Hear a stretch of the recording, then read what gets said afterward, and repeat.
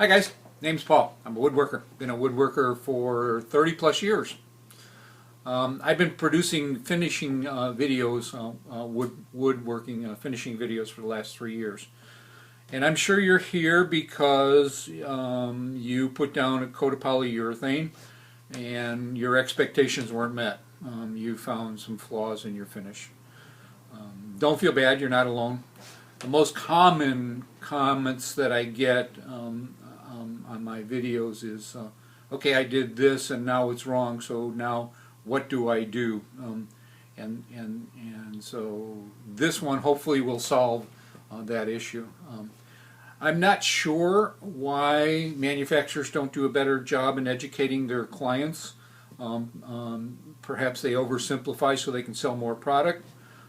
Perhaps they can't fit all the proper instructions on the back of those cans. You know, the print's so tiny now I can hardly read it. I'm going to give you 3 methods in this video. You can choose the one that's best for you, and we'll decide based on the size of your flaws which would work the best for you. Once you're done and once we correct your issues, what I want you to do is I want you to go to my video. It's called Bubble-Free Polyurethane Application Technique. That should be for you. That should be the second part of this, because here I'm going to show you how to do it without flaws. There are some basic rules and some tips. If you follow those, you shouldn't have a problem. Out of the videos that I produced on finishing, this was probably the hardest. And again, it was the hardest because I don't get flaws, so I don't know how to answer questions on how to correct those flaws. I gave people what I thought was the best for that, and in some cases it was wrong. But that's changed because I did a lot of experimentation, spent a lot of time. I spent 2 months trying to work out and trying to figure out how to correct different types of flaws. So I'm going to share that with you. So here we go. Let's get started. Creating the bubbles and the puddles and the runs was relatively easy. Finding out the best way to correct them was a real experience for me. It took a lot of time, a lot more time than I thought it would, and a lot of experimentation. It seems like some of the tips that I was giving people on how to correct them were flawed in themselves. Again, because they would ask me, I would give them what I understood to be the best method, but after doing this experimentation, some of the things I was telling people wasn't the best. I tried sanding after 4 hours. I tried sanding the flawed polyurethane coats after 5 hours. I waited 56 hours. I even waited 2 weeks after the application. I used stripper on some of them. I tried wiping the product off an hour and 2 hours after application just to see what would work and what the best and easiest method was. And again, what I came up with was a few recommendations, and those recommendations will vary on the type and the size of the flaw. If you've got small bubbles, we can do one thing. If you've got larger bubbles, we need to do another thing. If you've got puddles, stripper is the best answer. Runs, again, stripper would be the best answer. In my experience, I discovered that the new fast-drying polyurethane isn't always a good choice. And by the way, most manufacturers produce fast-drying polyurethane now. Again, it sounds good, but if you think about it, when you lay down a coat of polyurethane with a brush, there's going to be naturally brush marks. Those tend to level out, just like with paint. They tend to level out if given enough time to dry. When it dries real fast, it traps those brush marks. It traps the puddles. It traps the bubbles. And so they don't have a chance to settle out. So fast drying isn't all it's cut out to be. The other thing I kind of found out is it was a lot easier for me to create bubbles with a water-based polyurethane than an oil-based polyurethane. And that may have to do with drying speed. It may just have to be with the solvents that they put, with the water being the solvent. Not 100% sure why. It's just something that I found out. Understand that a good finish requires a good base, and a good base starts with sanding. Everyone hates sanding. I have tons of woodworking friends, and they all complain about sanding. Sanding isn't that bad. I mean, if it's done right. Most people do the work rather than let the sandpaper do the work. I have a couple videos on sanding because again I think it's the key to a good finish. And the newbies need to watch my video called Sanding Efficiently. Here we do talk about how to get the most out of your sandpaper and how to make it the easiest on yourself. Newbies and advanced will benefit from my video called Choosing the Right Grade Sandpaper for your woodworking project. In this video I show you where to start with your sandpapers, what grades, and where to stop with your sandpapers, what grades. And it depends on the type of finish that you're going to put down, where you want to stop. So, and then finally, again, before recoating, you want to watch my bubble-free polyurethane application technique. Fancy titles, I know, but I think they're pretty good videos. I've gotten pretty good reviews on them, and they do answer a lot of questions that a lot of people have. So with that being said, let's get started. I want to show you what I found and how we can correct your issues. Three problems that we're going to be addressing. The first is the puddle or a run, which is just an accumulation, a thick area of polyurethane. I think you can kind of see the outlines of it, and you can see that it's raised quite a bit.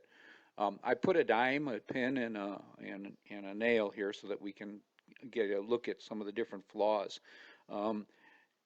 Bubbles, basically, I classify into two categories. I take the head of a pin and compare them. Those smaller than a head of a pin will treat one way. Those larger than the head of a pin, and you can see at the point of the nail, there's a couple bubbles around it. Those I consider large bubbles because, again, they're bigger than the head of a pin. So we're going to be treating those a little differently. Okay, so I never know how these experiments are going to turn out. But what I've done is I've covered the top half of this board with water-based polyurethane, and I tried to create a puddle on top, and on the bottom I've used an oil-based polyurethane. So we're going to wipe it 5, 10, 15, 20, 25 minutes just to see what happens.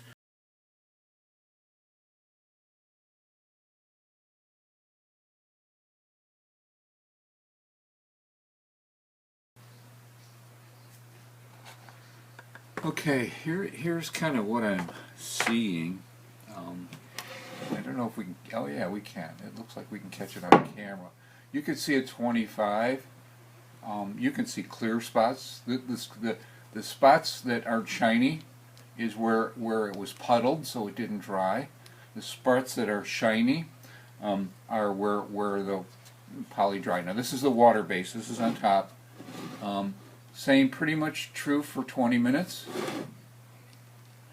15 minutes, yeah, it looks like we got most of it, but you can still see some. 10 minutes looks clean.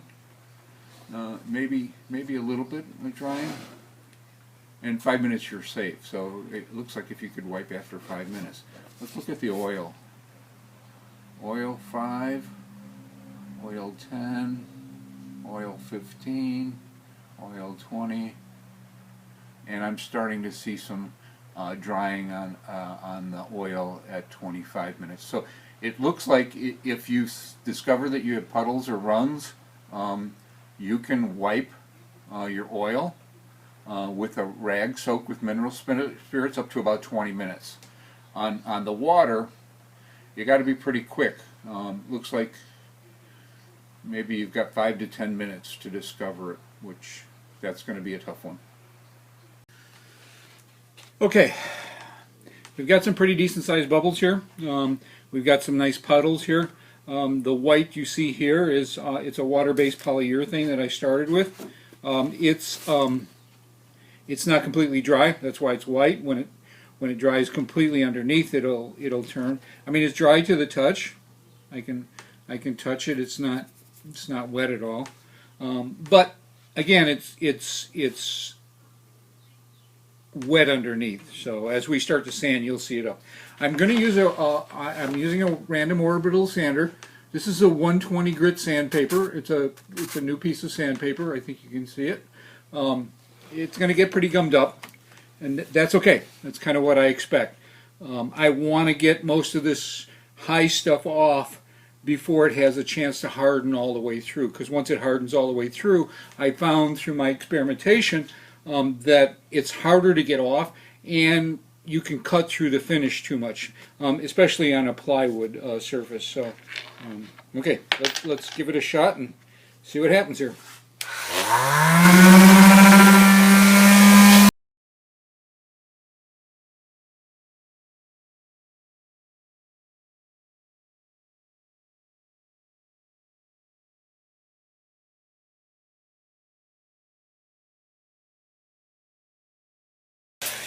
You can see it's not powdering. It's actually gumming up. It's kind of pasty soft. So the bubbles are pretty much down.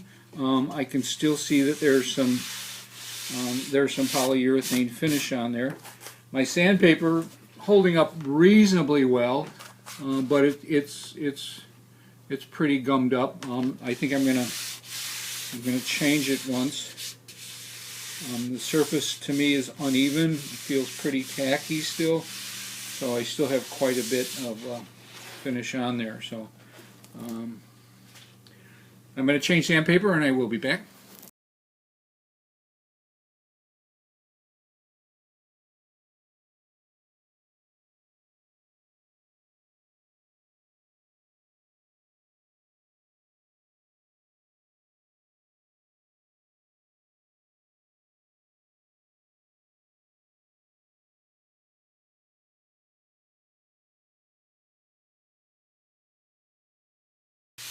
All right, my guess is that's down pretty much bare wood. And we'll find out.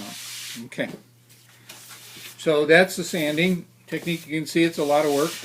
That's why you want to try to make sure you put it on right the first time. I'm going to come over here. I'm going to get some stripper ready, and we're going to use some commercial stripper on this and see what happens.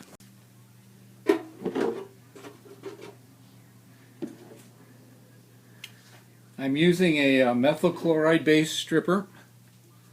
This is pretty heavy duty stuff.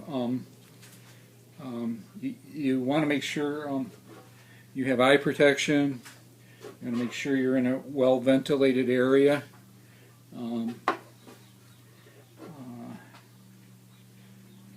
Eye protection, rubber gloves, long sleeve shirts. I'm violating a few rules here.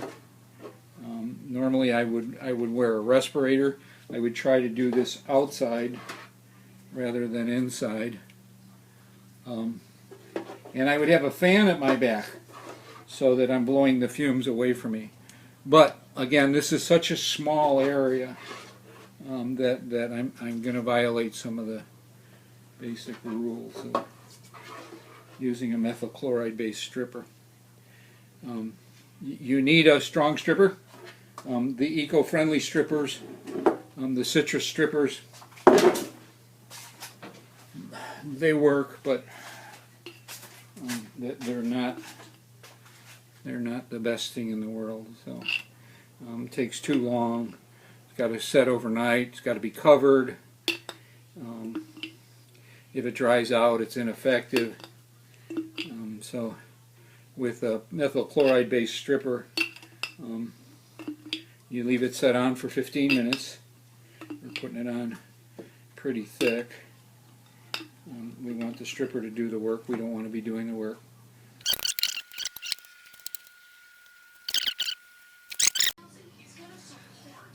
Okay, you can see that the stripper is doing its job. It's getting real thick and nasty. But I'm going to leave it on a couple more minutes.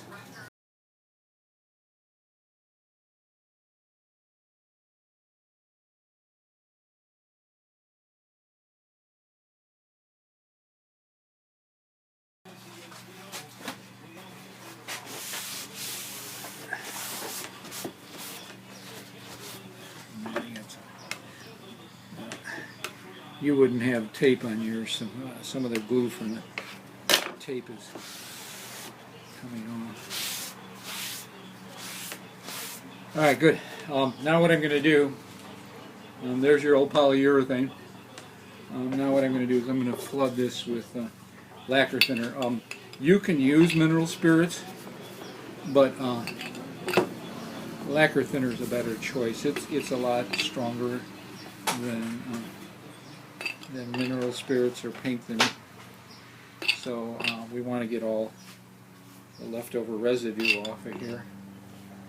Make sure. So I'm going to soak this up pretty good with lacquer thinner.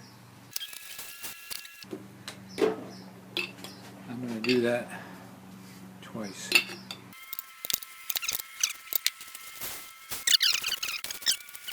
So there we go. The stripper side, I think that's a lot easier. The sanding side, and you can see how difficult it is to get it even. So by far the best bet is the stripper. Okay, I just laid down some stain. I'm going to let it sit for a few minutes, and then we'll wipe it and we'll compare. Okay, I pulled the tape. Tape ran right down the center here. To me, it appears as though the sanded side is a little closer to the side that was taped, and the side that we used the stripper on turned out darker.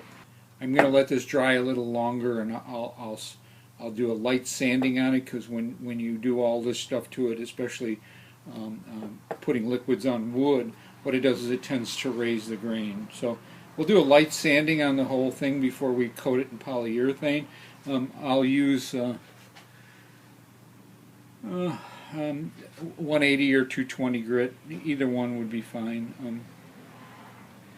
Sandpaper would be a very light and very quick sanding, but just to level the surface a little bit. And then we'll put some polyurethane on and we'll see how it turns out. Okay, I pulled the tape on the sanded versus stripped side, and let's take a look and see what we can see. I did put a thin coat of polyurethane, first coat of polyurethane on it. Pulled the tape from the center. This happens to be the side that was done with the stripper. Okay, and this the side that was done by sanding. Unfortunately, you can see that areas where I didn't get, and I sanded pretty hard, but you can see the areas that I didn't get all the old polyurethane off created blotches in my woodwork. So clearly the winner in this case has to be the side that was stripped. So for large bubbles, for puddles and runs, stripping appears to be the best choice.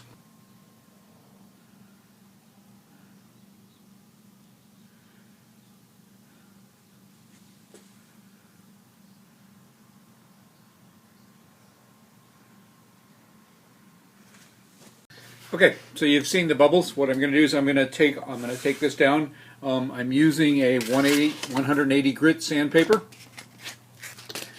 Okay, I'm going to finish both sides.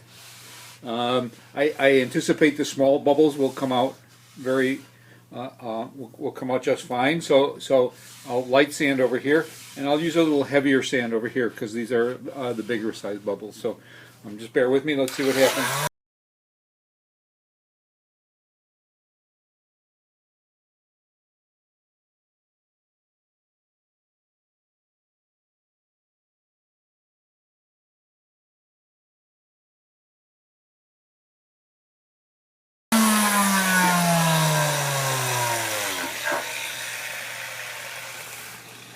Okay, I don't want to heavy sand that because I don't want to cut through. So let's see what happens here. We'll clean this up. I'll apply another coat of polyurethane on this. Okay.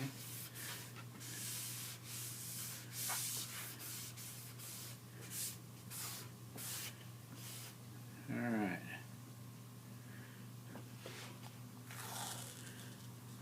Not a big change in the coloration. From, again, a little the dulling the color is more from the fact that we just scratched up the surface than it is from taking color off the plywood. You can see the sandpaper is pretty clean. Okay, I'm going to put another coat of poly on and we'll see what happens.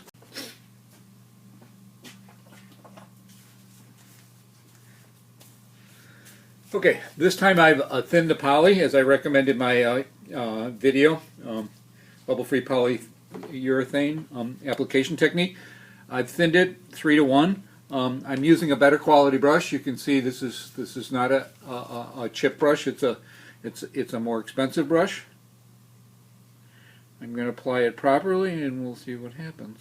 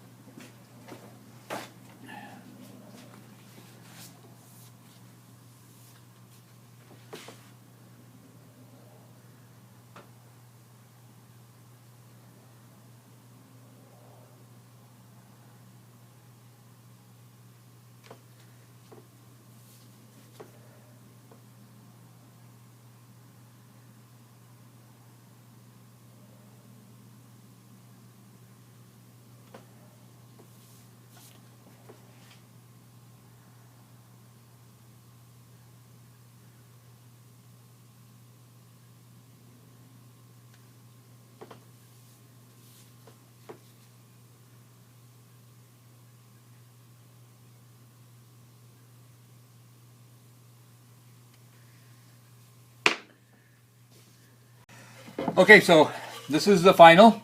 I put some big magic marker circles on there so you can see where those bubbles were, and you can get an idea that that it worked fine. So sanding is a good solution. A very light sanding with a 180 grit sandpaper is a good solution for small bubbles about the size of a pinhead or smaller. This was our good side. This was the side that both coats were put on properly. This was the side where I put the first coat on flawed just so we could get some little bubbles in there, and then we applied the second coat properly. Proper means following the steps, the proper steps, good brush, good room temperature, good base, sanding, blah blah blah. The best thing you can do is after you've corrected your flawed surface, get to my video, bubble-free polyurethane application technique. It'll teach you quite a bit about how to do it right, and it's not difficult. It just somebody has to show you and tell you how to do it properly. Again, it isn't difficult. Please, if you like the video, subscribe. Or at least give me a thumbs up. I always appreciate, and I answer questions, so if you have any questions, don't hesitate. The only dumb questions are the ones that are unanswered. So, and I'm usually pretty good about responding to them, so I'll usually get back to you within 24 hours. Again, there's a whole series of videos, so depending on your level and your needs, there's videos all about refinishing, and it starts with sanding, and it starts with the basics of sanding on up to the finer parts of sanding, to proper stripping, if you're refinishing old furniture, to staining, proper staining. You know, not all stains absorb evenly.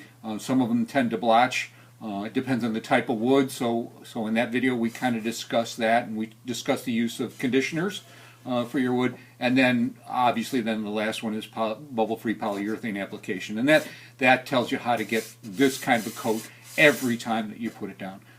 Your finish is what people will admire your work by. And in fact, what they do is, I always say, if you don't notice the finish, you've done a good job. So it means it's a perfect finish. It's unflawed. Okay, thanks for watching. Again, give me a thumbs up if you like it. Thanks. Bye-bye.